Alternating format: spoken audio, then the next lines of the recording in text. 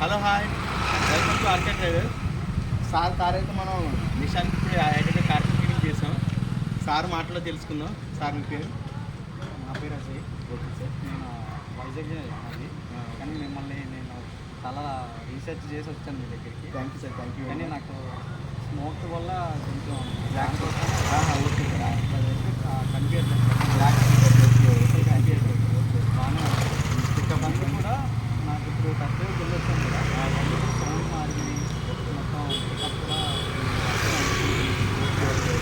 నా ఉన్న పికప్కి noise single white single అన్ని కంట్రోల్. బాగుంది.